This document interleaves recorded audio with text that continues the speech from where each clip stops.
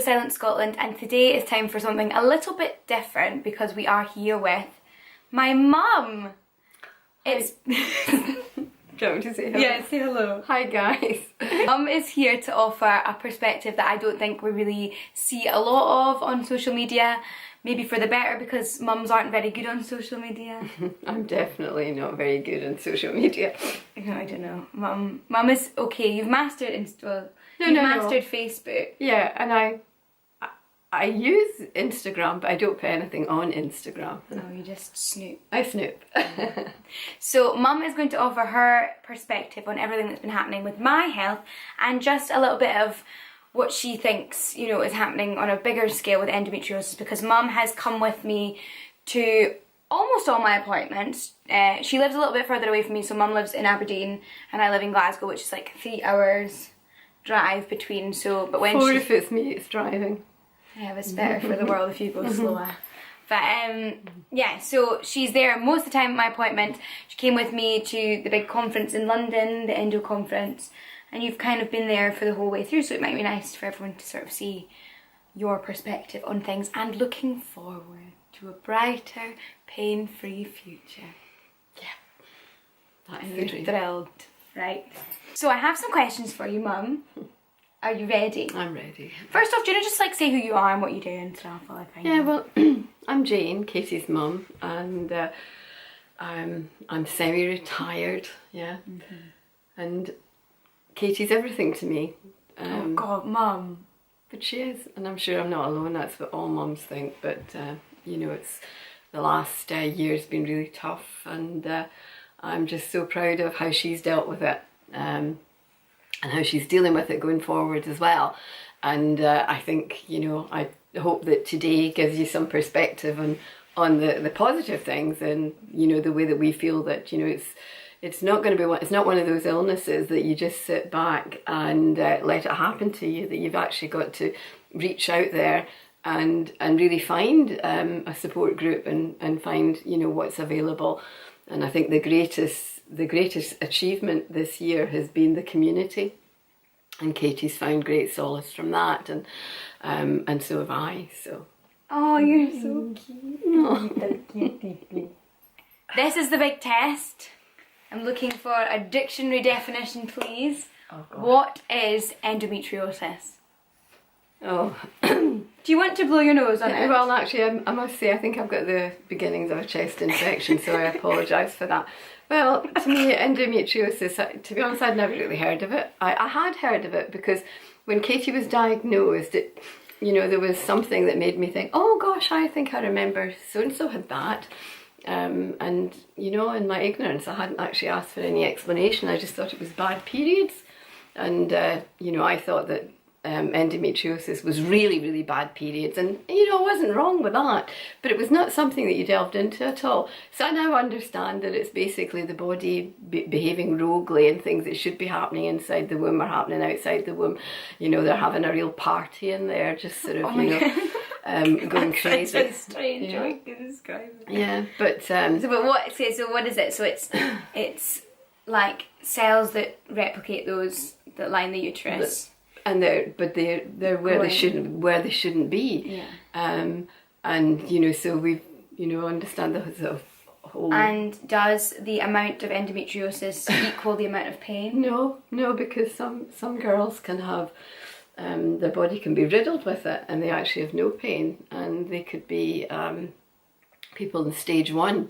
The first stage of endometriosis can actually have more pain than people that are in stage 4. So it's totally rogue, a rogue disease really, that seems to do exactly what it wants to do. Yeah, that's true. Yeah.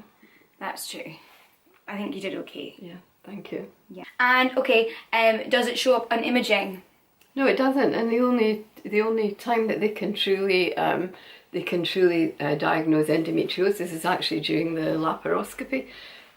Which in Katie's case, she did have an MRI, and MRIs do show it up, but they don't take that as a conclusive diagnosis. You've got to actually look inside before they'll say it's 100%, but Katie's did show up in the MRI. That's because I had the cysts. Yes, because of her cysts, yeah. Whereas when she had her when Katie had her ultrasound, it certainly showed that things weren't good and something was going on. And you were there with me for the results of the ultrasound, because remember I had a period and then you came through and then we actually got the results together in the hospital. Yeah, because she ended up in A&E, and she had had the ultrasound a couple of days before, but that hadn't been, the results hadn't been given to her, you know, via the GP, but the doctor at the hospital had the results, and she told us there and then that she thought it was endometriosis. How did you feel when you saw that there was a cyst on that scan, when they said, like, there's a cyst on your ovary for sure? Like, well, okay? You know, the first time I heard, you know, you had cysts in your ovaries, and, you know, once the penny dropped that, you know, your ovaries were going to be challenged, and that, you know, you were actually, you know, potentially, with all the potential that implies, you know, that was hard. I mean, you know, not for me as a potential grandma, because to be quite honest, I mean, my view on that is that it takes all sorts, you know, all my friends, I have lots of friends that don't have children, and I see children as being a blessing, and I never ever saw having a child as my right. So I only have one concern, and my concern is for Katie, not for what happens beyond Katie, but Katie has always been maternal. And for her, as an individual, then, you know, having babies and dogs is really, really important. I don't want to give birth to dogs. No, but not everybody thinks that way. Yeah. And my concerns are all for Katie. But now that I've seen how she's been through this process, Katie means, you know, more than just Katie, because she sees her future, you know. Yeah, well, I just want to do everything that I can do. Yeah, so it was pretty, yeah. So was that one of the first things that you thought of? No, so when I was diagnosed then, it wasn't about, were you relieved in a way? Because obviously you'd seen me, for context, in the run up to me being diagnosed, I had like been so poorly. I was like practically housebound and had gained and lost loads of weight and was feeling really awful. And every call was a potential call to go from Aberdeen to Glasgow to get her into A&E to get some injection or other to make her feel better. And this was all no man's land, you know, because we really didn't know what was going on. So at this point probably did know that I had a cyst. Yeah, any diagnosis is better than nothing, because if you're dealing with something that you know about, I think the big shock was that there was actually no real cure out there, out there. That's a horrible thing to actually realise. Having a diagnosis usually means, okay, it can be a poor diagnosis, it can be, you know, a not so bad diagnosis. A diagnosis is a diagnosis, and that's wonderful usually, because you know where you're going, whatever the road is. And it usually means you get like one course of medication, or there's a whole heap of specialists that are near to you that can tell you what you're meant to do. But do you think that, or there isn't, you know, but whatever it is you deal with. But I think that's the thing about endometriosis, is that, you know, they'll tell you that there really is, there's no cure, and it's, thanks, yeah. Well, but it is like, that is the thing, yeah. However, you know, the one thing that always keeps me going is that everybody's always really, there's always bad stories out there. Yeah. Nobody, and this applies to most things in life. People tend not to share good stories. Yeah. Even the community does that as well. You know, I mean, I catch up in Katie's all the comments that come in from all the girls, and some nights, you know, I can hardly breathe. I'm so upset about what you guys are going through. It's awful.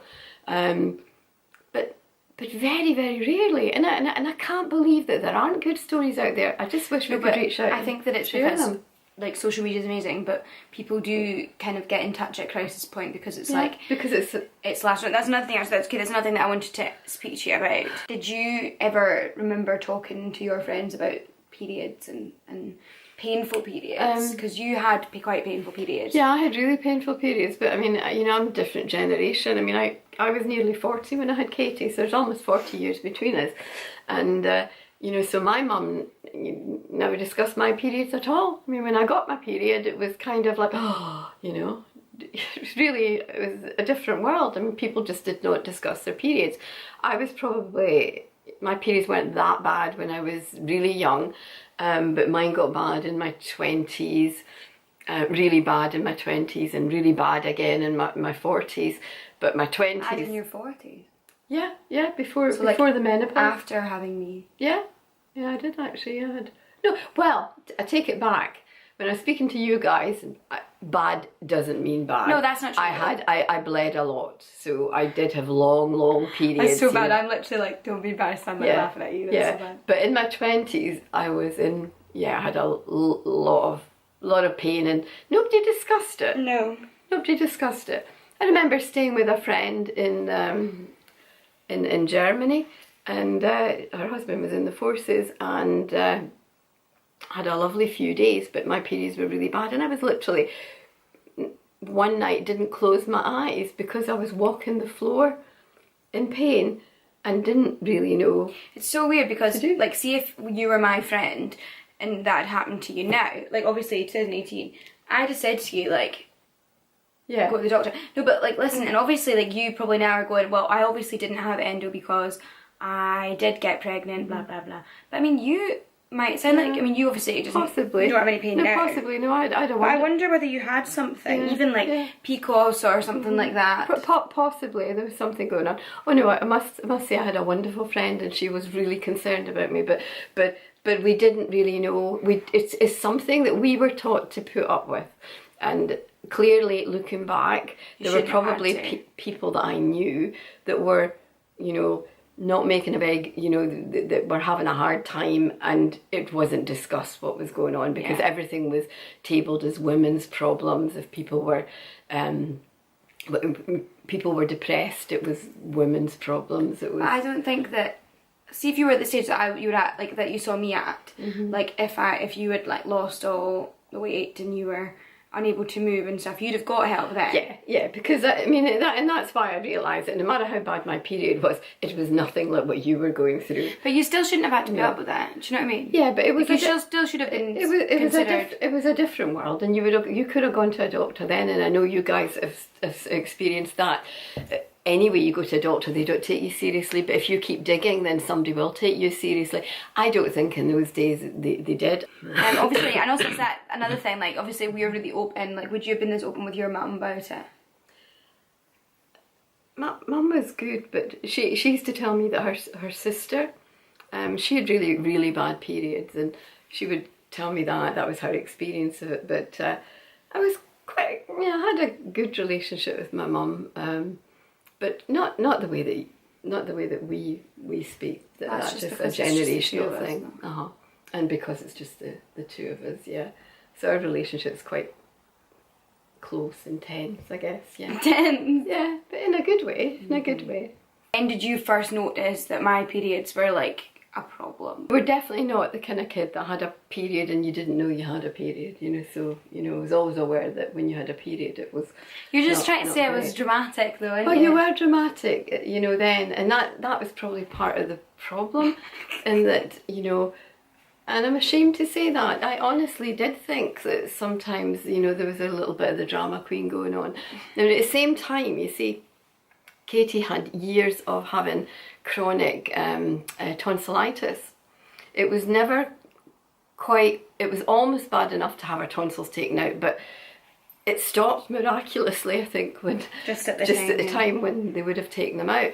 And she had really bad tonsillitis up until the end of second year at university, and an episode of that sometimes coincided with her period, and she was in a lot of pain. I got endo on my tonsils. What? Oh God, don't say that. Oh, but she get it on their lungs. Yeah. Anyway. Well, anyway, so she I think that possibly the tonsillitis possibly masked quite a bit of your period pain. Yeah. Because I'm talking. She was floored. Do you remember I did an exam at uni and I had tonsillitis? Yeah. Her tonsillitis was really bad. So that was probably the worst times when I think I was more concentrating on her tonsillitis than on her periods. But looking back, I don't even know. Maybe they were happening at the same time. Does the thought of me getting more surgery scare you? No, because I'm actually quite positive about this next surgery, because I think it can only help, because your last surgery was really a clean-up operation. Yeah. And I'm hoping that this surgery, I'm a bit nervous, obviously, the minute you're having surgery will make me nervous that everything's going to be fine. But I do think that it's going to be a good thing. Katie's surgeon absolutely has a view that you do not cut anything. You try and save things, and he said that from day one. Yeah. And you know, got faith in him that he will only cut something away if it's absolutely, yeah, totally, I think so too, finished. So and we have to deal with whatever he does. Yeah. And obviously I've got this appointment on the 3rd, this fertility appointment. Do you think that's good? Do you think it's good? Because I think it's going to give me like immense peace of mind just to be like armed with information, just to know exactly like what is there, what are we working with, how can we move forward when we need to move forward. It's an interesting thing, because she's got the appointment to discuss it. I would have thought as a lay person it'd be very difficult to determine where you are in the scale of fertility. Did you do a blood test? When you are currently menopausal because of your injection. Yeah, but you have the same eggs, like you're born with the same amount of eggs that you get when you die. It's just to check like how many are actually left. Yeah, no, and it's a great thing, and I think that's something that should be available to everybody, because then you know what you're dealing with. Yeah, you know, that's what I think. Because at 23, you know, you should have many years ahead, but the reality is because of your treatment and things that might not be the case, so you best knowing now. Yeah, that's what I think. Where this camera gives up the ghost. Since you have been informed and you've gone through all this, have you helped anyone else that you think might be having these symptoms? Yeah, well, no, I haven't helped them, but you have. My friends, several of my friends have said that they now, you know, are, because they've read all Katie's posts, not all Katie's posts, but they've read her posts, they've watched some videos and things, and they've had a wake-up call. And I'm talking about women in their 50s and 60s that, you know, just like myself, had little or no knowledge of endometriosis.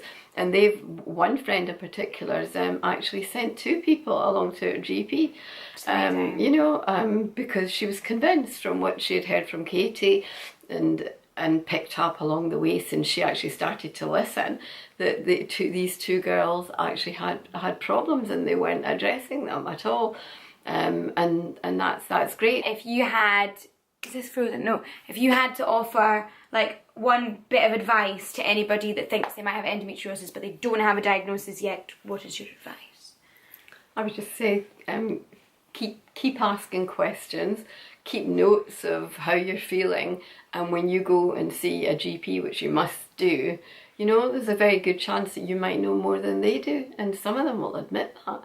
And you know, show that you're knowledgeable, and just, you know, tell them that you don't think this is normal, you've got evidence to say it's not normal, and you take things to the next stage, you want investigation, because the NHS is really challenged at the minute, but it's a wonderful establishment, you know, help is there, but you know, you need to go knocking down the doors. It won't come to you because there's not enough money and not enough funding to make that happen. So you've really got to be your own advocate and go for it. Mm-hmm. Okay, thank you. Right, Thank you. This was Good luck, Jane. girl. Jane will be back, I'm sure, at some point. Give me a hug, my gosh. Right. Right, thank you, Good Mum. luck, girls. That was good.